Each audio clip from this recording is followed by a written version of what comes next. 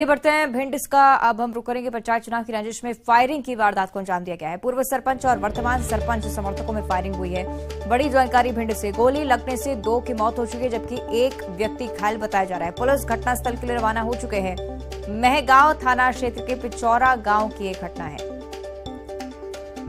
भिंड से ये जानकारी, जहां पर फायरिंग की वारदात को अंजाम दिया गया है। तो पुलिस घटनास्थल के लिए रवाना हो चुकी है, आगे की कार्रवाई में जुटी हुई। लेकिन बताया जा रहा है कि समर्थकों के बीच, पूर्व सरपंच और वर्तमान सरपंच के समर्थकों के बीच फायरिंग हुई है। गोली लगने से 2 लोगों की मौत भी हो चुकी है, एक व्यक्ति घायल बताया जा रहा है। और अब जांच पुलिस के हवाले। पुलिस इस बारे में तफ्तीश करेगी, क्या कुछ पूरा विवाद रहा, किस वजह से इस तरह की वारदात भिंड में हुई है। प्राथमिक तौर पर यही आशंका कि चुनावी रंजिश का ये पूरा मामला रहा। पूर्व सरपंच और वर्तमान सरपंच के समर्थकों के बीच मारपीट हुई, गोलीबारी की भी ये घटना, जिसमें 2 लोगों की जान जा चुकी है। तो पुलिस घटनास्थल के लिए रवाना हो चुकी है। गोली लगने से 2 लोगों की मौत हो गई है, एक व्यक्ति घायल बताया जा रहा है। पंचायत चुनाव की रंजिश में फायरिंग की वारदात को अंजाम दिया गया है।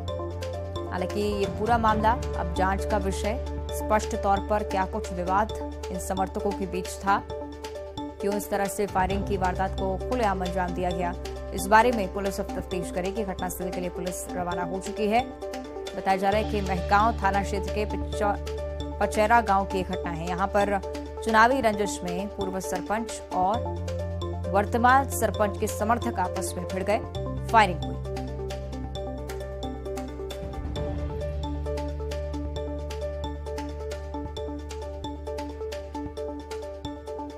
चुनावी रंजिश का ये पूरा मामला पहली दृष्टि में समझ आता है। हालांकि पुलिस इस पर अब गहनता से जांच करेगी और इस बारे में धीरे धीरे खुलासा होगा कि क्या ये पूरा मामला रहा, क्या विवाद रहा, क्यों इस तरह की फायरिंग हुई। लेकिन बड़ी बात यह कि 2 लोगों की मौत हो चुकी है। एक व्यक्ति जो घायल है उसे अस्पताल पहुंचा दिया गया है, वहां पर उसका इलाज लगातार जारी।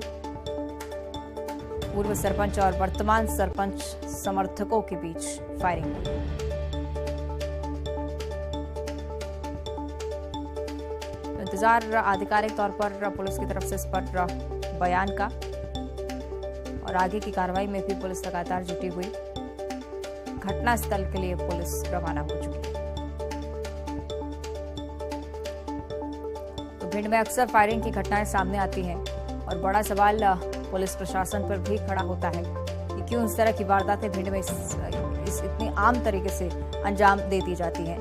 इसको लेकर पुलिस प्रशासन पर भी एक गंभीर सवाल। हालांकि चुनावी रंजिश में ये पूरा मामला सामने आया है, इसलिए पुलिस की तरफ से जांच गंभीरता से की जाएगी इस पूरे मामले को लेकर। 2 लोगों की मौत हो चुकी है फायरिंग के दौरान, एक व्यक्ति बुरी तरह घायल है। और अब रायपुर से बड़ी खबर है। केंद्रीय संसदीय समिति का छत्तीसगढ़ दौरा होने जा रहा है। रायपुर पहुंच चुके सदस्य दल और आपको बता दें कि 6 सदस्य और 5 अधिकारी इस पूरे दल में शामिल है। टीम की अध्यक्षता कीर्ति प्रेमजी भाई सोलंकी कर रहे हैं। उनका बयान भी सामने आया है। SC/ST के लोगों की सामाजिक स्थिति का अध्ययन करेंगे। उन्होंने कहा है कि अलग अलग संगठनों से चर्चा की जाएगी। छत्तीसगढ़ में प्रमुख रूप से 2 मुद्दों पर चर्चा होनी है, शिक्षा का अधिकार, स्वास्थ्य की स्थिति। इसको लेकर सरकार से चर्चा करेंगे।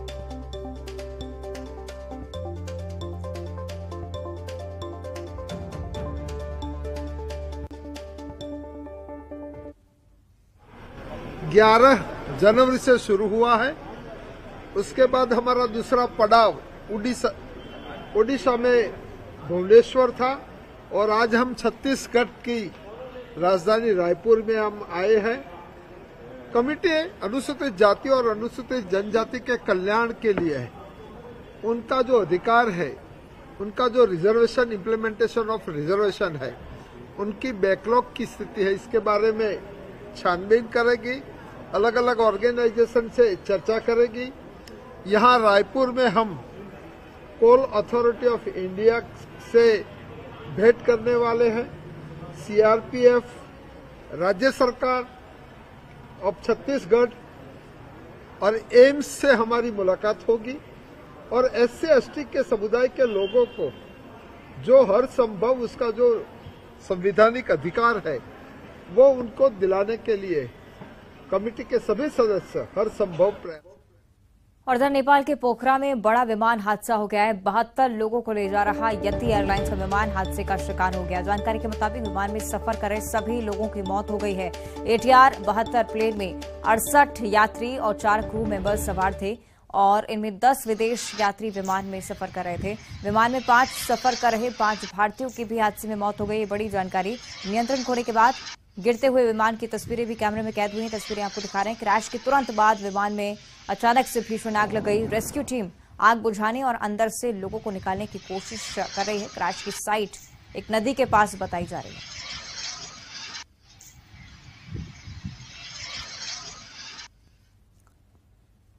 और इधर खरगोन जिले में तेज रफ्तार से जा रही यात्रियों से भरी बस दुर्घटनाग्रस्त हो गई। हादसे में 3 यात्रियों की मौत हो गई है, जबकि 20 यात्री बुरी तरह से घायल हैं। घायलों को बड़वा अस्पताल में भर्ती करवाया गया है। बस इंदौर से बड़वा की ओर जा रही थी और खरगोन से गुजरते समय हादसे का शिकार हो गई। 20 लोग गंभीर रूप से घायल बताए जा रहे हैं, जबकि 3 लोगों की इस दर्दनाक हादसे में मौत हो गई है।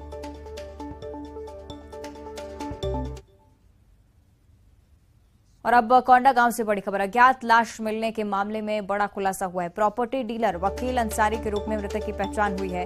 भिलाई निवासी दंपति ने किडनैप किया था। हत्या के बाद केशकाल घाटी में लाश फेंकी गई थी। पुलिस ने आरोपी दंपति को भी गिरफ्तार कर लिया है। केशकाल घाटी के जंगल में 11 दिसंबर को ये लाश मिली थी।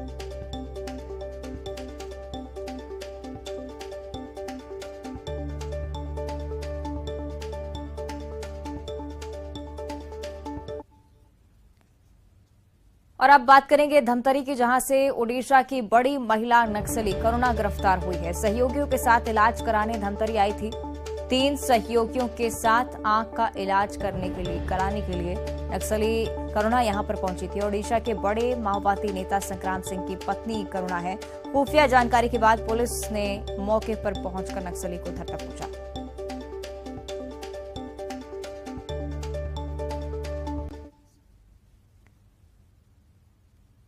और इधर भिंड के गोहद थाना इलाके में दबंगों ने महिला के साथ धक्का मुक्की की है और इस घटना में महिला और उसकी बेटी गिरकर घायल हो गए और महिला अतिक्रमण हटाने का यहां पर विरोध कर रही थी। इस दौरान उसकी बहस दबंगों से हो गई। दबंगों ने उसके साथ धक्का मुक्की की, जिसके बाद वो जमीन पर गिर गई। उसके बाद नाराज महिला ने अतिक्रमण हटाने पहुंचे JCB पर भी पथराव किया।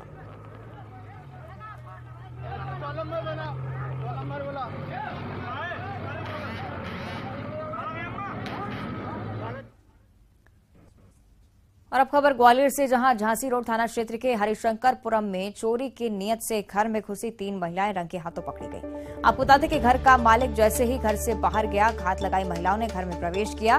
घटना की तस्वीरें पास लगी CCTV कैमरे में भी कैद हो गई हैं, जिसके बाद पड़ोसियों ने इसकी सूचना मकान मालिक को दी है। पड़ोसियों की मदद से मकान मालिक ने तीनों महिलाओं को रंगे हाथों पकड़ लिया।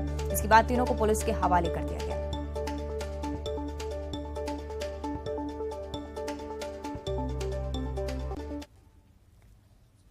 और जांजगीर के नेला नगर पालिका के मुख्य मार्ग में व्यापारियों के अवैध कब्जे को हटाने की कार्रवाई की जा रही है। यहाँ नेला नगर पालिका में सौंदर्यीकरण का काम चल रहा है, जिसके तहत कचहरी चौक से नेताजी चौक तक डिवाइडर बनाया जा रहा है। लेकिन इस डिवाइडर को बनाने के लिए अवैध कब्जा हटाया जा रहा है, जिसको लेकर यहाँ के स्थानीय लोगों में भारी आक्रोश है।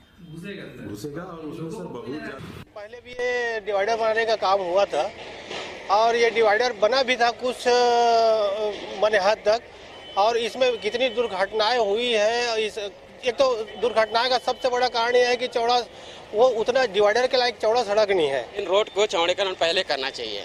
क्या इससे दुर्घटना नहीं होगा? चौड़ीकरण रहेगा तो डिवाइडर मर रहा है और सड़क जो है चौड़ीकरण कम है, इससे दुर्घटना तो बना रहेगा। उक्त सड़कों का चौड़ीकरण भी हमारा प्रस्ताव स्वीकृत हो गया है। अभी वर्तमान में जो सड़क की चौड़ाई है वो लगभग 8 से 9 मीटर है। कहीं कहीं पे 8 मीटर दिखता है, कहीं पे 9 मीटर दिखता है। हमने अभी जो प्रस्तावित जो चौड़ीकरण लिए है उसमें दोनों एंड पे 3-3 मीटर चौड़ाई बढ़नी है। मतलब लेफ्ट तरफ की सड़क भी 3 मीटर चौड़ी होगी और राइट तरफ की सड़क भी 3 मीटर चौड़ी होगी।